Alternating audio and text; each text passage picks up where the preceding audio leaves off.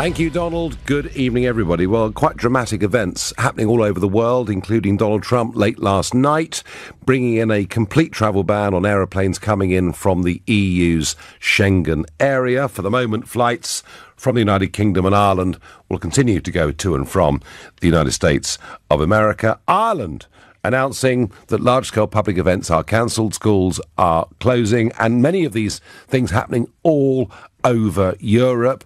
Israel now effectively closed to foreign travellers. Australia effectively closed to foreign travellers.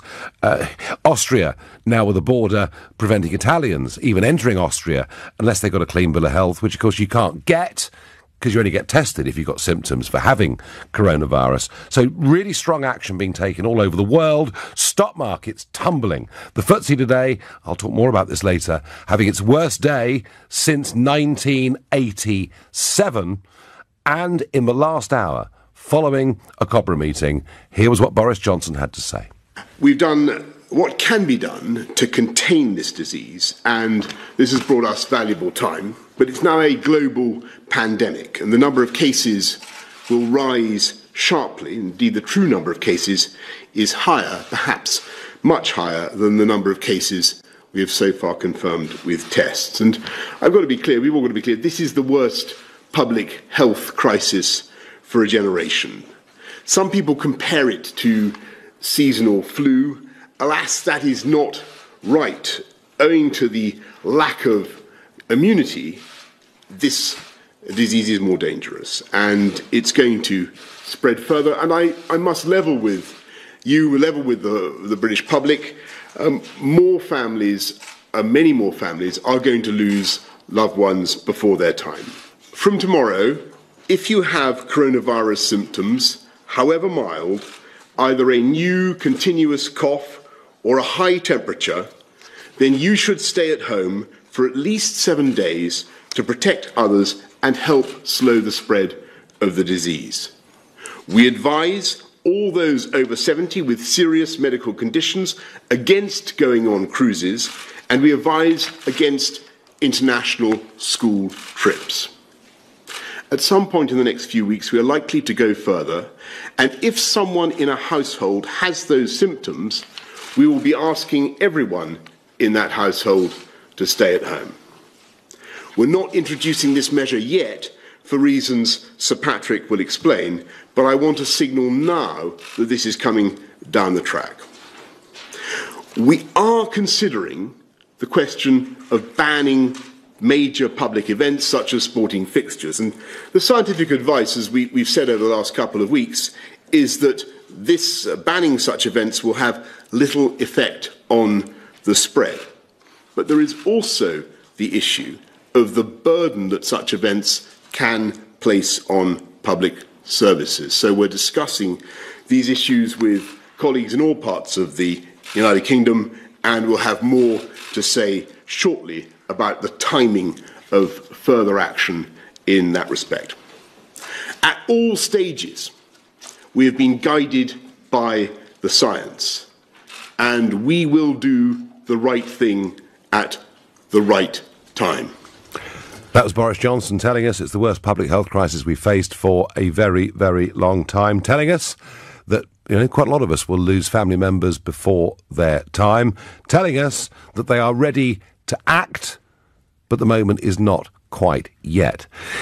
Let's listen to Sir Patrick Vallance, the Chief Scientific Advisor, and this I think is a very, very important point, talking about, as the disease spreads through the population, us building a herd immunity.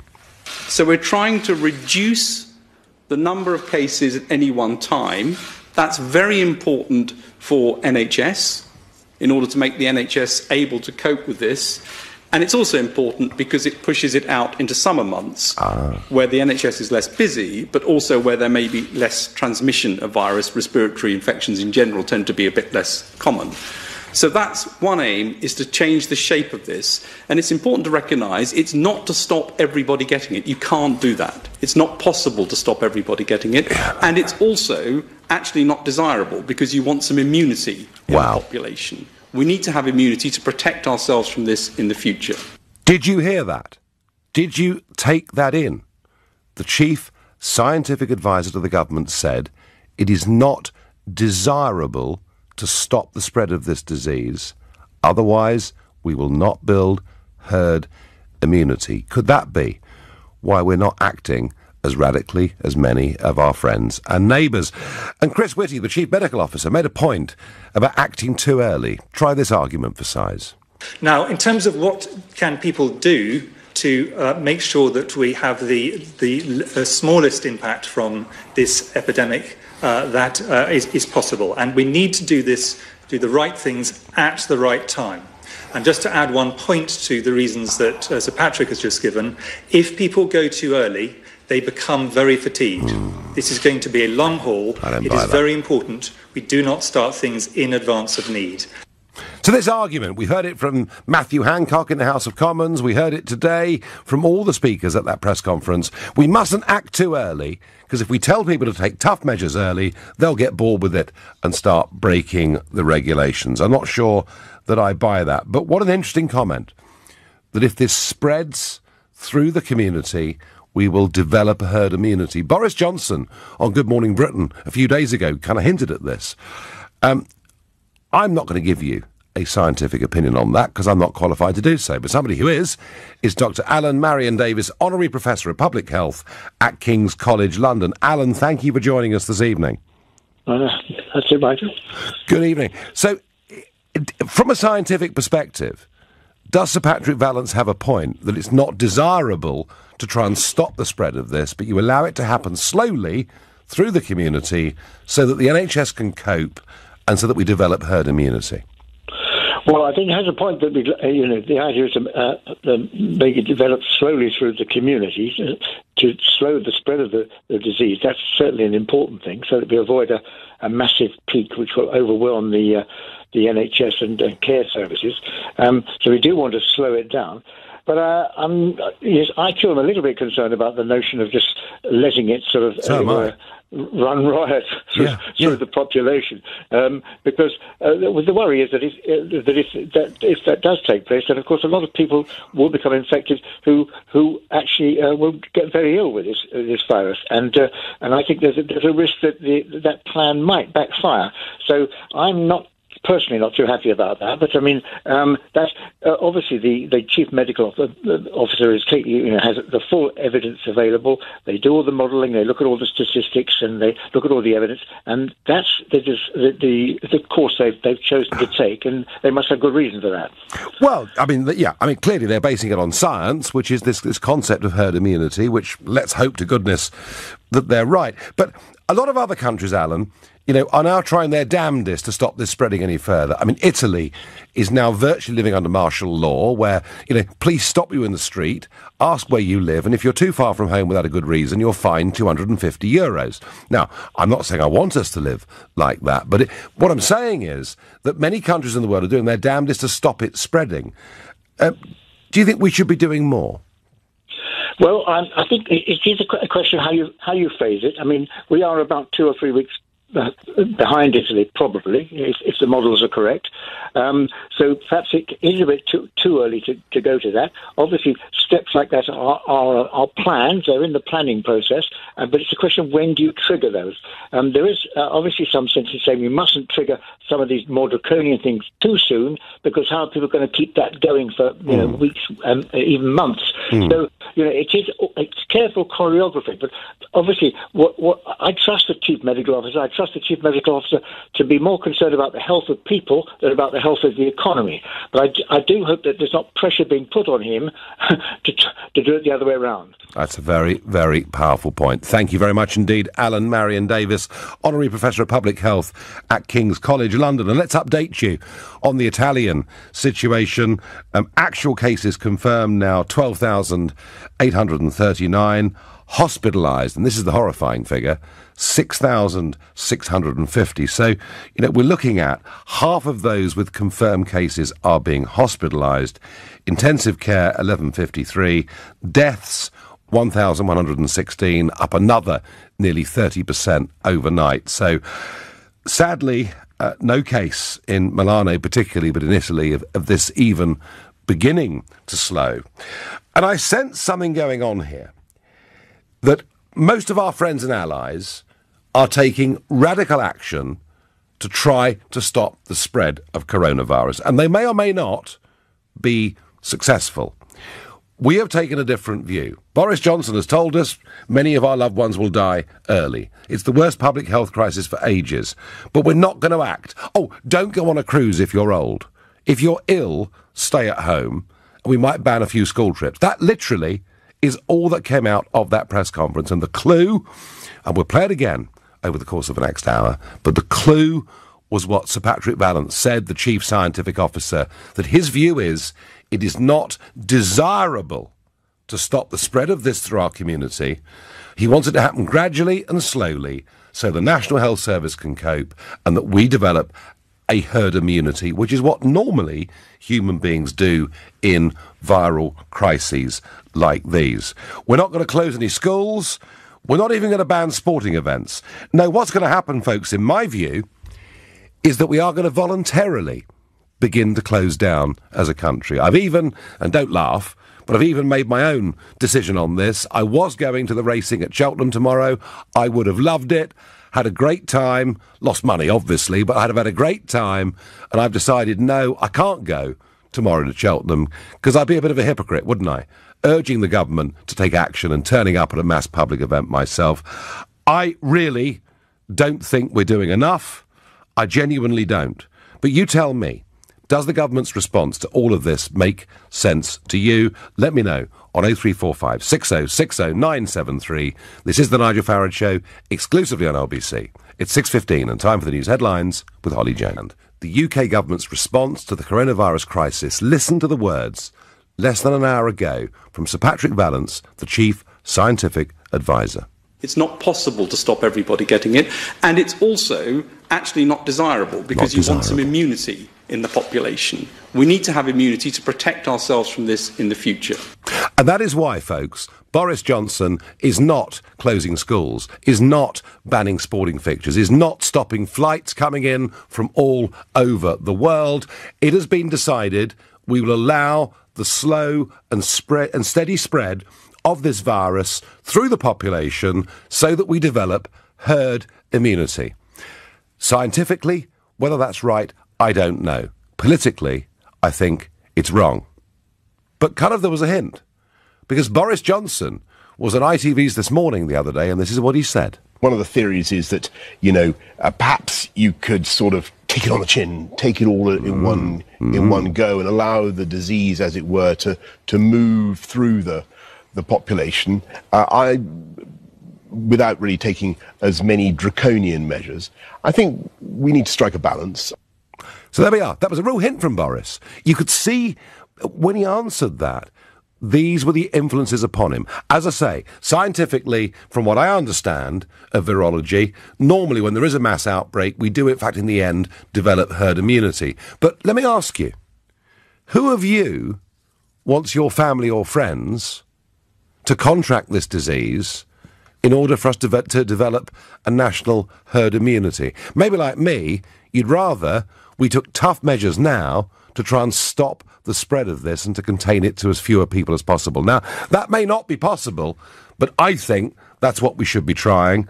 I really don't think the government's response makes sense, because he's telling us on the one hand, it's awful, it's the worst crisis in years, a lot of people are going to die, and on the other, we're doing nothing other than saying don't go on a cruise.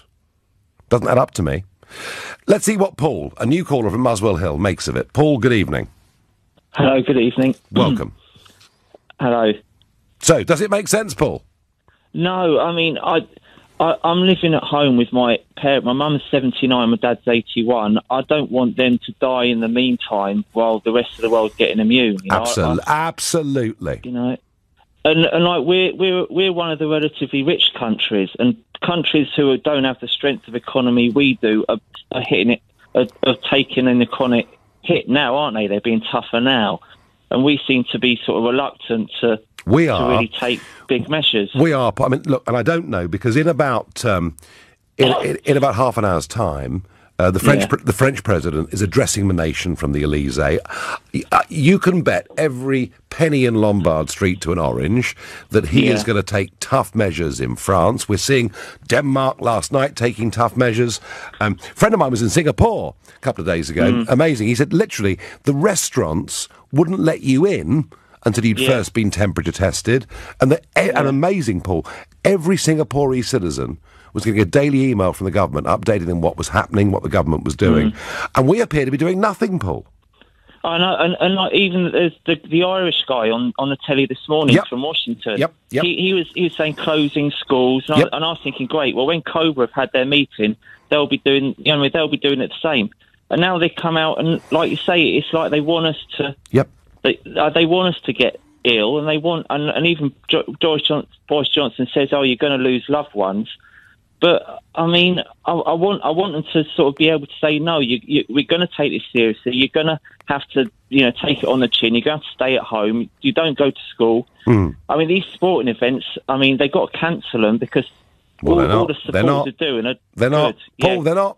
Paul, I think the point you've made is a really key point. You don't want your 79 and 81-year-old parents to contract this virus as a means of us developing herd immunity. It's a very, very powerful point, and thank you for coming on and making it. On Twitter I get, Mr. Farage, pack it in. You're not an expert. We need to listen to those who know more than us. The trouble is, dear boy, the experts disagree. Because the experts in other countries think radical action needs to be taken to stop the spread of coronavirus. The UK experts advising Boris Johnson think it's impossible to stop the spread, and here's the key word, that it's not desirable. What a word that was. It's not desirable to stop the spread. So the point is, scientific experts disagree. In the end, what you do is a political decision. And I would argue this. However bad this gets over the next weeks and months, people will forgive a government who they think did their absolute best, did their damnedest to be on their side. And that's the risk, politically, that I think Boris Johnson is taking. Let's go to Jill, a new caller from Dorking in Surrey. Jill, good evening. Good evening. So does it make sense? Does Johnson not taking any action, does it make sense? I disagree that he's not taking any action. What's he doing? I listened to the whole of the press conference, the same as you did, and what you've done is just pick out one isolated statement. What I heard was very carefully nuanced arguments, weighing up the pros and cons of different actions at different times, and coming to a finely balanced judgment as to what was the best way of protecting Jill, tell me, what action are we taking? You know what action we're taking. No, tell me today, tell me right now, given that we've got radical measures taken on Ireland, America, Israel, also, I could go on, a list as long as your arm, tell me at that press conference today, despite the fact that he told us that many families would lose loved ones, what action did he take? Right. There's clearly there is a whole Cobra meeting with detailed scrutiny. No. Jill, what action did he take? What action did he take? What action he took was an extremely comprehensive communication exercise to try and explain the complexities of something, Nigel, which you are oversimplifying and you are undermining really serious and important public health messages. All right, Jill, stay with me. Jill, stay with me. Stay with me, Jill. In the experts. Jill, stay with me. Jill, listen. Oh, you can't listen. Is it impossible? Oh, dear. Jill, I was really going to try hard with you. Will you listen for 10 seconds? I will certainly listen. Right, listen to an expert. Listen to one of your favourite experts for 10 seconds. Here he is. His name is Sir Patrick Vallance, the Chief Scientific Advisor. It's not possible to stop everybody getting it, and it's also actually not desirable because you want some immunity in the population. We need to have immunity to protect ourselves from this in the future.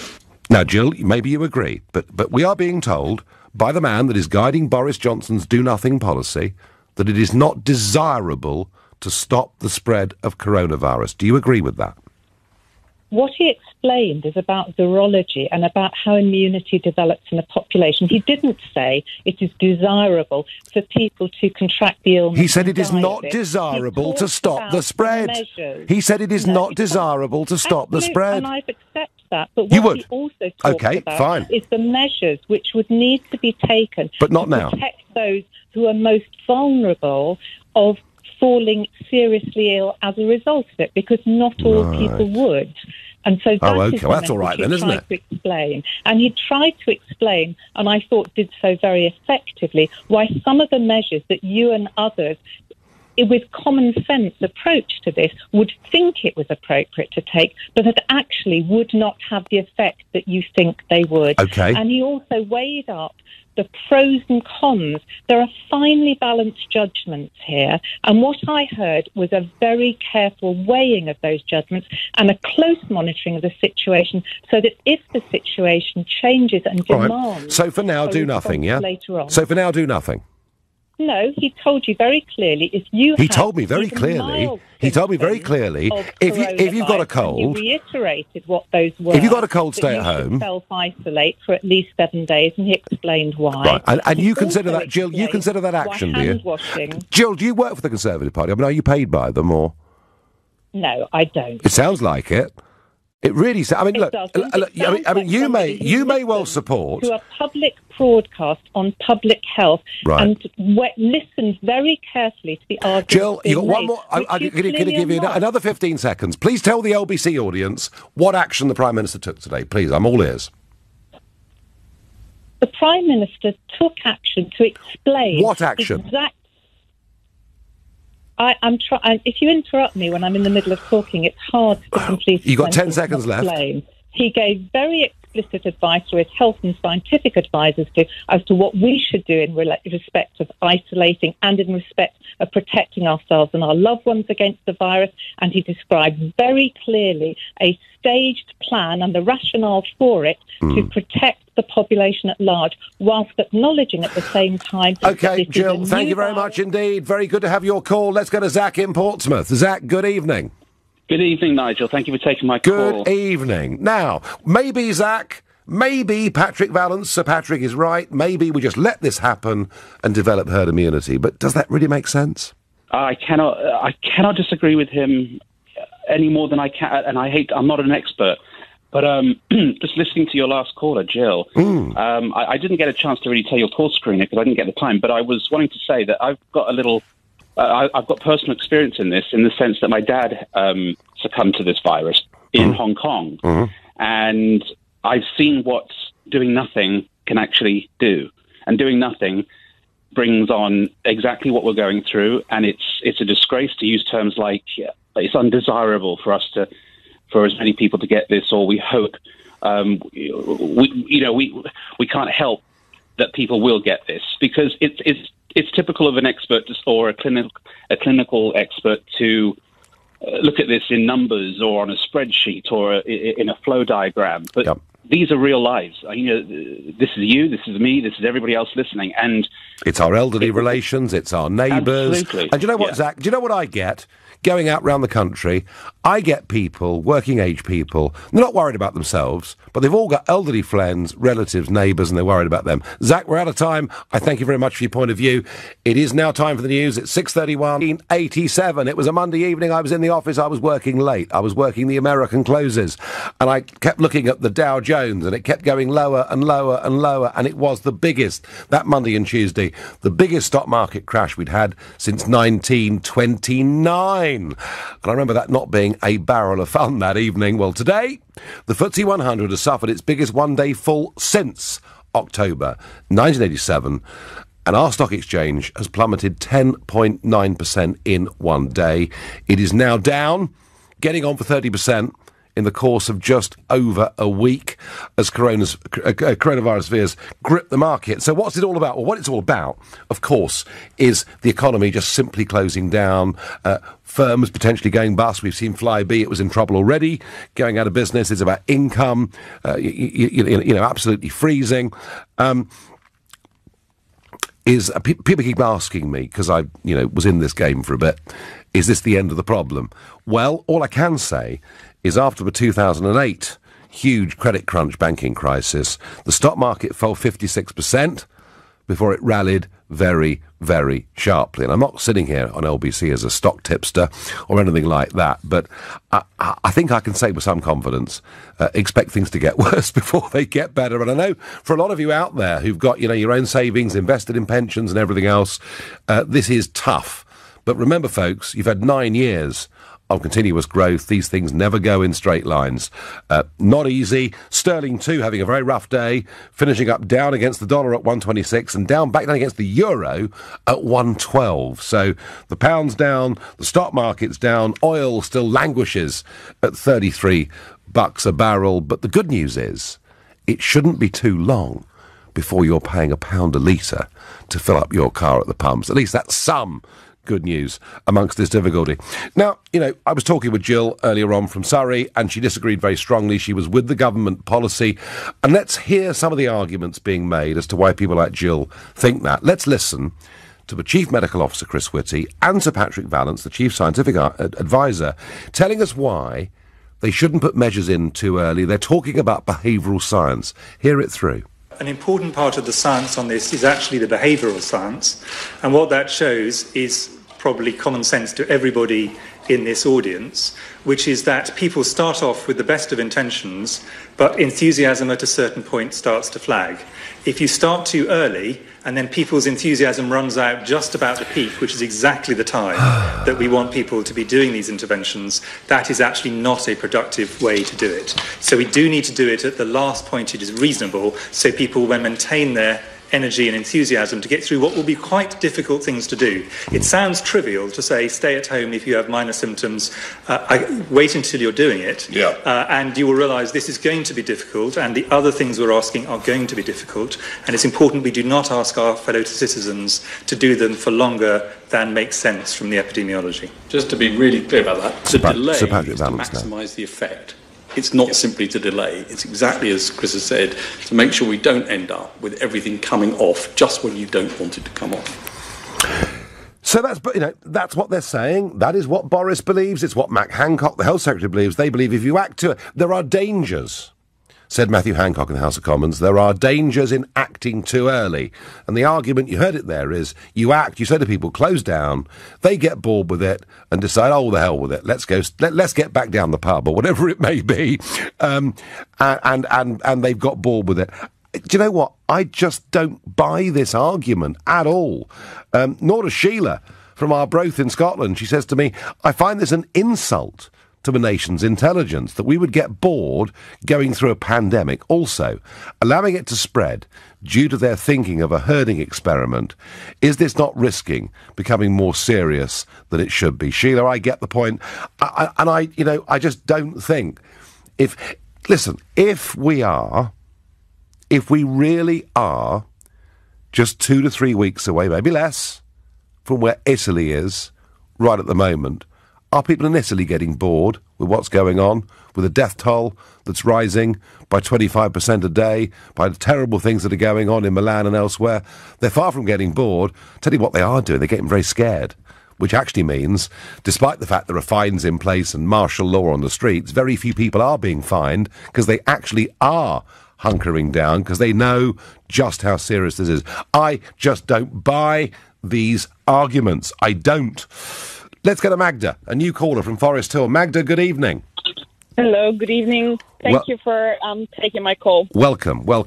So, does it all make sense to you, the government's action or inaction, should I say? Not really. What I'm trying to say is I am originally from Poland, and I'm talking to my parents on a daily basis what's happening in Poland right now with coronavirus. And from Wednesday, I believe, all the schools, universities, dorms, everything is shut.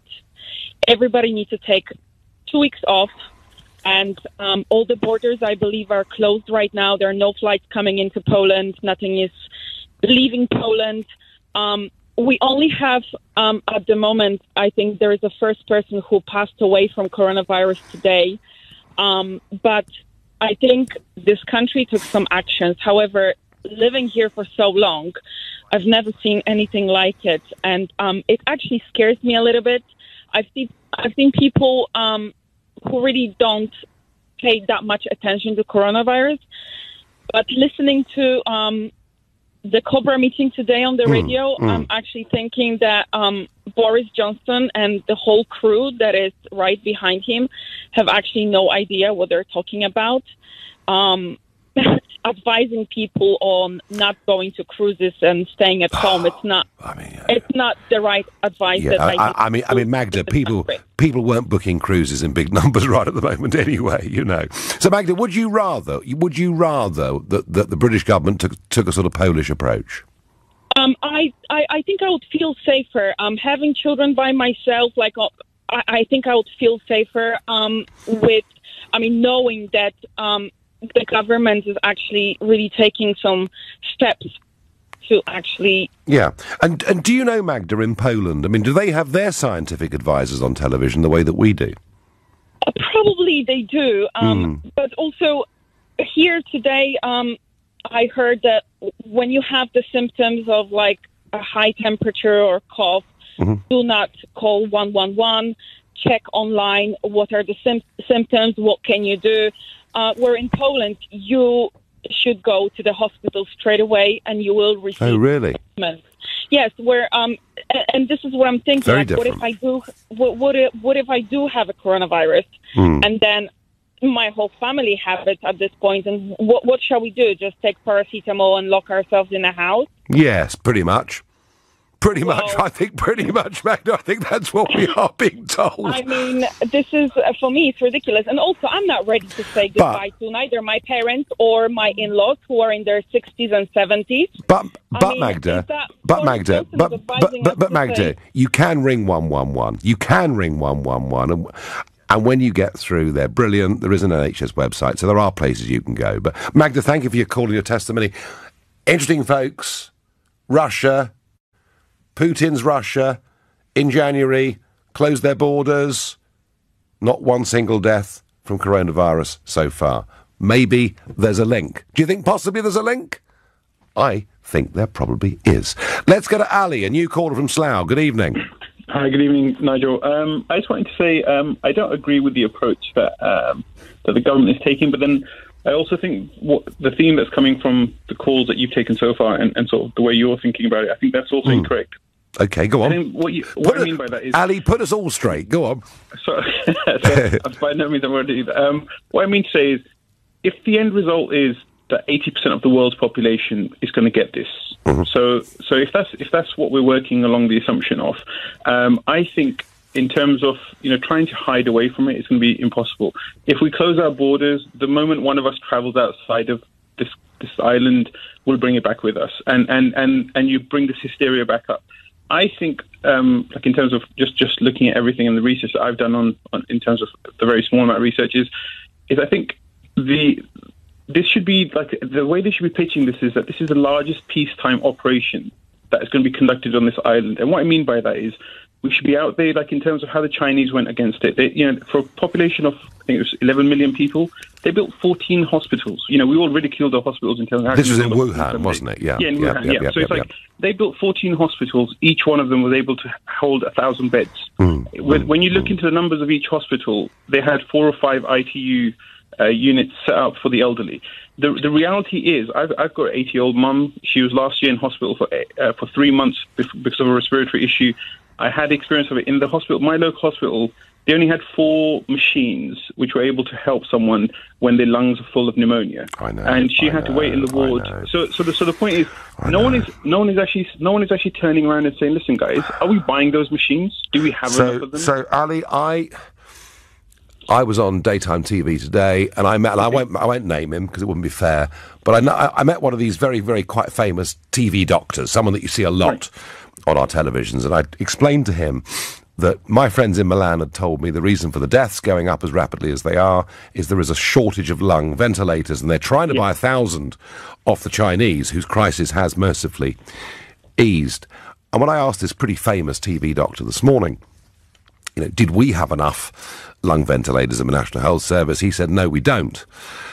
And that maybe partly explains the government wanting this to sort of slowly, wash your hands, do what you can. We're not really going to stop the spread of this virus. We're going to allow it to happen slowly so the NHS can cope with it. But, Ali, I've got grave reservations. I've got to love you and leave you. Time has run out. And I tried there to put the government... I try to be balanced there and put the argument for the government. But if this did all happen at once, we would, I'm afraid, have a terrible shortage of ITU facilities. And, of course, people say, oh, well, Nigel, the private sector could help. No, private hospitals don't have ITU facilities. So this really would be a job for the NHS and the NHS only. And I think they're pretty scared about the prospects. It's 6:47, time for his statement, and indeed what was said by his medical and scientific advisors. Mark from Hales Owen says, I normally agree with Nigel, but this is nonsense. Boris has taken a balanced judgment based on advice from experts to give the best outcome for the country. Tony says to me, of course they really want us to catch coronavirus to build up an immunity for the winter later this year. Let's just listen once again briefly to Sir Patrick Vallance, the chief scientific advisor to the government. It's not possible to stop everybody getting it, and it's also actually not desirable because you want some immunity in the population. We need to have immunity to protect ourselves from this in the future. That is government policy, all right? And I don't know. Maybe the science of that is right. My own feeling is we should be trying to stop the spread. That's where I come at this from. I'm going to Michael, a new caller from Gerrard's Cross. Good evening, Michael.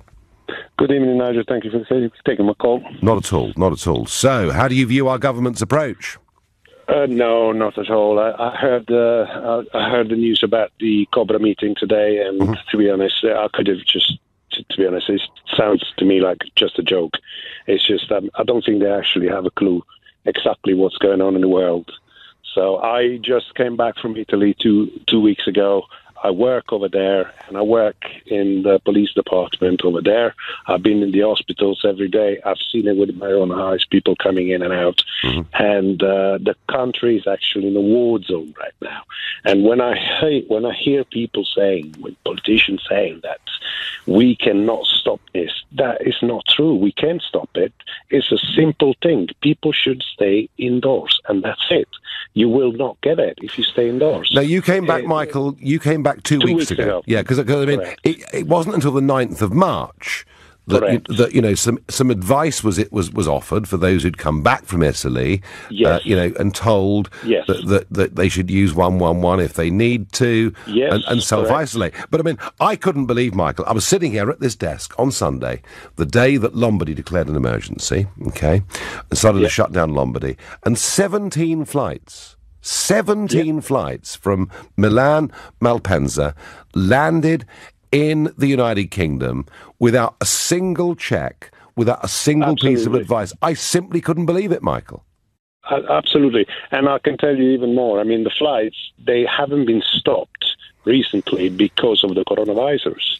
The flights have been stopped because there was no passengers on it. Otherwise, the commercial thing. The commercial would just carry on flying. So Michael, when are you heading back to Italy?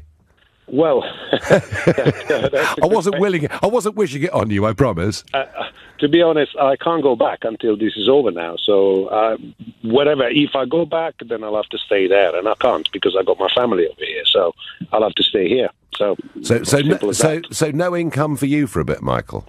Oh, no, I'm fortunate enough I do still get paid for it. Do you? Oh, lucky you. Yeah. Oh, enjoy the holiday in your case. Okay. Michael, thank you very much indeed. And, Michael, who's seen it at first hand in Italy, thinks the government are underestimating it. That is my feeling too. Lots and lots and lots of opinions. A lot of dramatic action by other nations, but with minimal effect. Changing my deck chairs on a Titanic helps nobody, says Rob. Well, do you know what? I'm going to repeat this point. If this really does turn horrid over the next few weeks and months, the public will be very forgiving of a government who they think did their very best. They'll be far less forgiving of a government who they don't believe did. And I think that's a really important point. Yes, you've got scientific advice, but you know something, folks? Different scientific advisors give different scientific opinions and views, and in the end, it's about political action. Steve is calling from Hackney. Steve, good evening. Hello, Nigel. Good evening. Great show. Thank you. Listen here. Thank you. Well, we're trying to have a proper debate and make sure you all hear both sides of the argument. So where do you stand, Steve? I think that the government are doing the right thing. Okay. I think that they have to listen to the scientific advice available to them. And it feels like you guys are using this as a political sledgehammer to smash the government. I don't want to smash the government, Steve. I fully support the government on Brexit, the biggest constitutional change in 300 years. I'm behind you on that one. And I love what they're saying. And you know, Steve, you've heard me. If you listen to the show, you know, I will praise where I think it's right. Steve, I just find the words of the chief scientific officer difficult to listen to. Do you want to hear them, Steve? Do you want to hear them, Steve? I heard them before. You played them a number of times. Okay. But listen, can you tell me any political reason why the government should just be limbo in this situation if they don't think they're doing the right thing? I mean, what do they have to gain? Well, I wouldn't say the government aren't doing the right thing, Steve. I'd say the government are doing nothing. Nothing. But what are they doing? Oh, don't go on a cruise. Do they have? Well, what kind of political gain do they have out of this? They must be acting in their best sense of judgment. Their best judgment, Steve, is to follow the advice from the scientists, which is to allow the slow spread of the coronavirus through the population of this country so that most of us get it, but we get it in a gradual way so that the National Health Service can cope with the casualties and so that we build a herd immunity against it coming back in the winter in an even nastier form. That is that is the government. That way. Steve, that is the government position, and you may well support that. I just feel we ought to do our utmost to stop the spread of it. But if then it's going to hit us again in the winter, and we'll be dead ducks, what's the point? Because, Steve, I'll tell you why. Because by then we'll have a vaccine. You're not sure about that, are you? Do you know what, Steve? You have no guarantee. Do you know what, Steve? Do you know what, Steve? None of us have any guarantees of any of this. We really don't. Thank you for your call. Thank you for your very, very strong opinions this evening. Well, we'll wait and see what President Macron has to say. He's going to be up in a moment. I'm going to be back with you on Sunday morning at 10 a.m. At 10 tonight's Tom Swarbrick, but right now it's Ian Dale. Nigel, thank you very much. Well, we will obviously be talking a lot about coronavirus in the news hour. Plus, we'll be getting your views on what Boris Johnson had to say at the press conference after 9. But at 8, Sir Keir Starmer, the future leader of the Labour Party, it seems, is going to be joining me for the whole hour. It'll be your chance to put your questions to Keir Starmer. The lines are open right now, 0345. We will make America great again.